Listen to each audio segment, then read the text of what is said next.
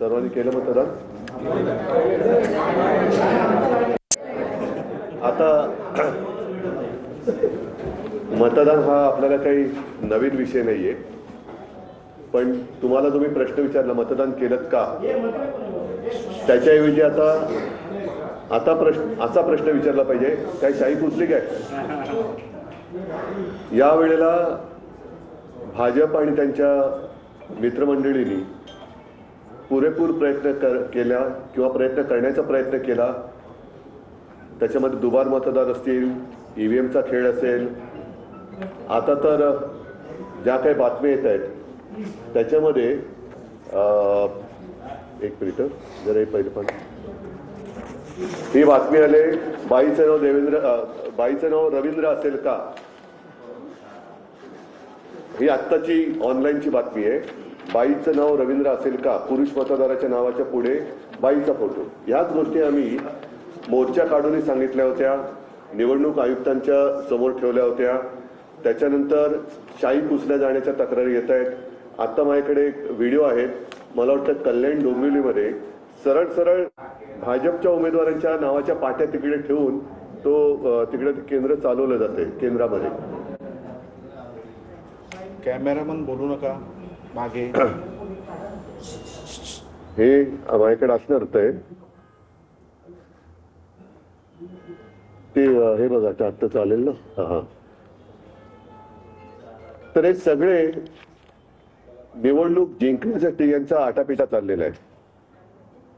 बोटावरची शाई तर पुसली जातेच आहे. असे प्रकार यापूर्वी कधी झाले नव्हते. साधारणतः मतदान मी करून आल्यानंतर मला तिथेच आपल्या लोकांनी बाईट घेतला आणि मी प्रश्न असा विचारला होता की नेमकं निवडणूक आयोग आणि निवडणूक आयुक्त हे कसले पैसे, म्हणजे पगार कसला खातायत? 365 दिवस वर्षाचे, आणि आता या महापालिकेच्या निवडणुका 4 वर्षानंतर म्हणजे एकूण 9 वर्षानंतर होत आहेत. गेल्या वर्षी लोकसभा निवडणुका झाल्या, विधानसभा निवडणुका झाल्या. मतदार याद्यांमध्ये त्याच्यामध्ये नवीन मतदार येत असतात, काही जुने जात असतात, पण त्याच्यात कुठेही सुधारणा अशी काही दिसत नाहीये. तर मग नेमकं निवडणूक आयुक्त हे कसले पैसे खात आहेत?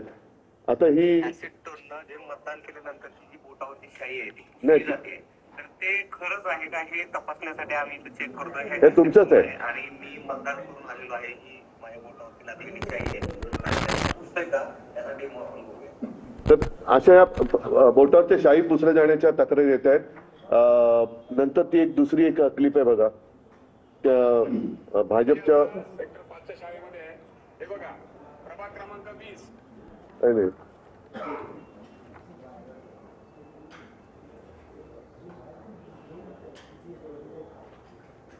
या तुमच्याच माध्यमातून बातम्या येत आहेत. आणि इथे कुठली यंत्रणा त्यांना रोखत नाहीये. हे बघा, हे कॅन्डिडेट आहेत, त्यांची नावं सकट इथे कोणी ऑब्जेक्शन घेत नाहीये. सगळे उभे आहेत, इकडे बंद करायचे, त्यांनी कॅन्डिडेटची नावं येऊन बसलेलं आतमध्ये. या तुमच्याच माध्यमातून आम्ही बातम्या बघतो. आणखीन एक पत्र माझ्याकडे आहे. साधारणतः मतदानाचा दिवस आणि मतमोजणीचा दिवस हे दोन वेगळे दिवस असतात. फार पूर्वी मतदान झाल्यानंतर तत्काळ मतमोजणीला सुरुवात व्हायची आणि मध्यरात्री किंवा दुसऱ्या दिवशी पहाटेपर्यंत मतमोजणीचे निकाल जाहीर व्हायचे. जोपर्यंत मतदान होत नाही तोपर्यंत मतपेट्या उघडल्या जात नाहीत. मग त्याच्यामध्ये पोस्टल सुद्धा आल्या. आता याच्यामध्ये निवडणूक निर्णय अधिकारी प्रभाग क्रमांक 200 ते 206 यांचे 8/1/2024 पत्र मतमोजणीच्या दिवशी मतमोजणी सुरळीत पार पाडण्याकरता उक्त दिनांकात झालेले टपाली मतदान हे मतदानाचा लिफाफा तपासून वगैरे खूप मोठे आहे. त्यांनी आज दिनांक 15/1/2024 रोजी दुपारी 3 वाजता सदर टपाली मतपत्रिकेच्या पेट्या स्ट्रॉंग रूम मधून बाहेर काढण्यात येणार आहेत. तरी त्याकरता आपण किंवा आपल्या टपाली मतपत्रिकेकरिता नेमणूक केलेला प्रतिनिधी यांना वरील नमूद वेळेत उपस्थित राहण्याकरता आपले स्तरावरून सूचना देण्यात याव्या. हे काय चाललेलं आहे, म्हणजे कोणता प्रकार किंवा कसली लोकशाही आहे? म्हणजे मला आणखीन एक मेसेज असा आला की संविधान म्हणते मतदान करा आणि निवडणूक आयोग म्हणते करूनच दाखवा. तर निवडणूक आयोग किंवा आयुक्त जे मुख्यमंत्री असं म्हणाले, तसं तुमच्या माध्यमातून कळलं मला की हे रडीचा डाव खेळतायत. पण मग मुख्यमंत्री त्यांची घरगडी निवडणूक आयुक्त म्हणून नेमणूक करतायत का, की निवडणूक आयुक्तांना काही कामच नाहीये? हा सगळा प्रकार जो चाललेला आहे, धाक दपटशाहीचाही प्रकार करून पाहिला, त्याच्यानंतर पैसे वाटपाचा प्रकार करून पाहिला, तेही उघडकीस आले. यावेळेला सोशल मीडियातून बऱ्याच गोष्टी उघड झालेल्या आहेत. टीव्ही चॅनल मधनं सुद्धा बऱ्याच गोष्टी उघडकीस आलेल्या आहेत. अगदी मी परवा ठाण्याला गेलो होतो आणि मी आणि राज आमच्या उमेदवारांना सुद्धा कोटी कोटींची ऑफर करून त्यांची उमेदवारी मागे घेण्यासाठी प्रयत्न करण्यात आला. म्हणजे सगळ्या साम दाम दंड भेद एवढी खा कशासाठी सुटले यांना? का एवढी तुम्हाला ही महापालिकेची निवडणूक, नगर परिषदेच्या निवडणुका म्हणजे मला असं वाटतं की यांच्याकडे, महायुतीकडे कर्तृत्व काही नाहीये, म्हणून वाटेल ते करा. तिकडे गणेश नाईकांकडे त्यांचं मतदान केंद्रच फरार झालं. म्हणजे टांगा आहे की नाही जागेवर मला माहित नाही, पण मतदान केंद्र फरार. त्यांच्या टांगा दुखल्या फिरून फिरून, या मतदान केंद्रात गेले, इकडे नाही, त्या मतदान केंद्रात 4 तास लागले त्यांना. म्हणजे हे मंत्र्याची हालत आहे. टांगा दुखल्या, केंद्र फरार.